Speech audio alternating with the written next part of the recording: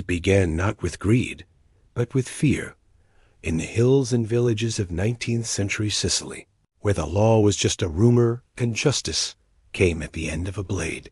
Farmers who tilled the soil by day faced bandits by night, and the government, distant and corrupt, offered no protection from the violence that stalked them.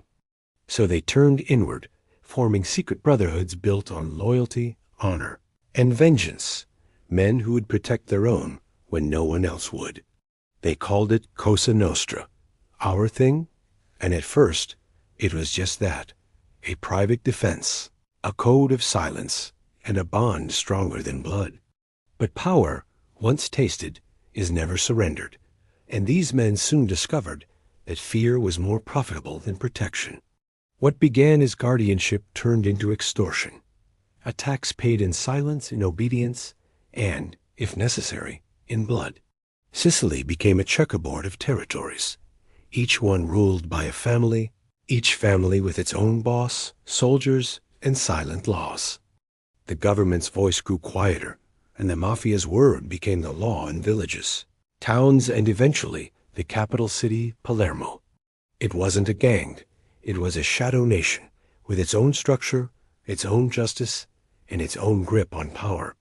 But across the sea, a new world was rising, one filled with opportunity, chaos, and wide-open streets waiting to be claimed. At the turn of the 20th century, a wave of Sicilians crossed the Atlantic, fleeing poverty and violence with nothing but their names and their silence. Among the millions were men of Cosa Nostra, carrying their traditions, their codes, and their ambitions to the crowded alleys of New York. There, in the tenement neighborhoods of Lower Manhattan, they found a different kind of struggle, discrimination, hunger, and lawlessness of a new flavor. Police ignored Little Italy, and city officials saw immigrants as shadows, unworthy of protection, unworthy of rights. So once again, the Mafia filled the void, offering protection to shopkeepers, enforcing debts, and settling disputes where the law refused to intervene. But this time, they weren't just defending their own. They were building something far bigger, far more dangerous. They opened gambling dens behind butcher shops, ran illegal liquor through the docks, and collected protection from every corner they claimed. What started as a whisper in the slums became a roar under the streets of Manhattan, a quiet empire growing in the dark. The Sicilian Mafia's old traditions met the raw hunger of the American dream, and the result was a new breed of power. They began organizing not just blocks or neighborhoods, but entire industries, unions, construction, shipping, and politics, all bent under their influence. Still, their rule was silent, enforced not by headlines, but by fear, by omerta, and by the knowledge that betrayal meant death. And while most Americans saw criminals in alleyways, a few knew the truth, that something vast and invisible was taking root beneath their cities. In the 1920s, when Prohibition swept across America, it was like gasoline poured on a flame.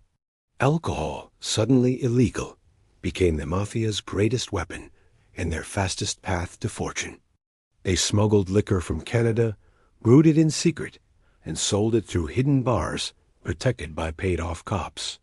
Violence followed money, and soon the streets were divided between rival crews, each one desperate for control of the trade. At the center of it all was a man named Giuseppe Joe the Boss Mafia, who ruled New York like a king, feared by friend and enemy alike. But while Mafia wore tradition like armor, a younger man moved quietly beneath him, watching, learning, waiting. Charles Lucky Luciano didn't believe in the old ways. He believed in business, in structure, in the future. He saw that the Mafia couldn't survive as a relic of Sicilian feuds. It had to become modern, efficient, unstoppable. And in the blood and smoke of Prohibition-era New York, he began laying the foundation for something new, something the world had never seen before.